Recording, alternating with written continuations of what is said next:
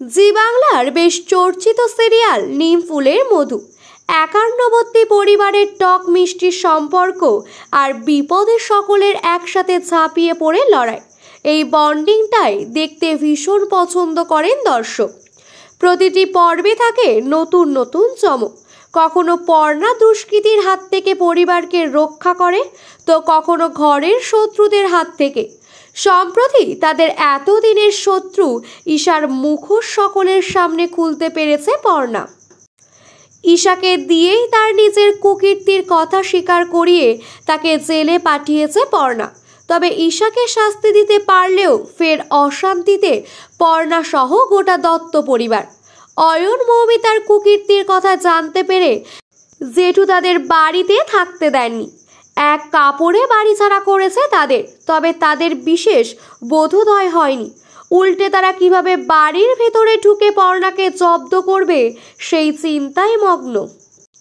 এদিকে বিগত 2 পর্ব ধরে দর্শক দেখতেই পাচ্ছেন অয়ন মৌমিতার এতটাই কাজের ভয় যে তারা রাস্তায় রাস্তায় ভিক্ষার পথ বেছে নিয়েছে।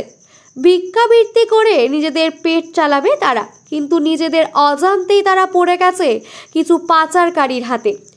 তারা অয়ন আর মৌমিতাকে বড়লোক হওয়ার লোভ দেখায়, বলে ভিক্ষা করেই তারা বাড়ি গাড়ি সব কিছু পেতে পারে। এই কথা শুনে লোভে চকচক করে অয়ন মৌমিতার চোখ, আর তারা আগে পিছু কিছু না ভেবেই তাদের কথা অনুযায়ী রাজি হয়ে যায়। মৌমিতার স্বপ্ন দেখতে শুরু করে সে ভিখারি নাম্বার 1 হয়েছে। মিডিয়া তাকে ঘিরে ছবি তুলতে ভিড় জমিয়েছে, আর সে রেড কার্পেটে হেঁটে যাচ্ছে। যদিও তারা দুজনেই খুব শীঘ্রই বুঝতে পারে তারা কত বড় ভুল করেছে। তারা ওই ভগা নামক ভিখারির সাথে তার বসের কাছে যায়, সেখানে তাদের লস্যির সাথে কিছু মিশিয়ে খাইয়ে দেওয়া হয়। পরে যখন তারা হুঁশে ফিরে আসে, তারা দেখে তারা এক জায়গায় বন্দি হয়ে আছে, আর তাদের সেই ভগা বলছে এবার তাদের একজনের হাত ভাঙবে তারা, আর একজনের পা ভাঙবে। এদিকে পর্ণা এই খবরটা পেয়েছে। ইতিমধ্যেই সে শহর থেকে ভিখারিরা উধাও হয়ে যাচ্ছে। এবার তারা সকলে মিলে অয়ন মৌমিতাকে খুঁজতে বেরিয়েছে।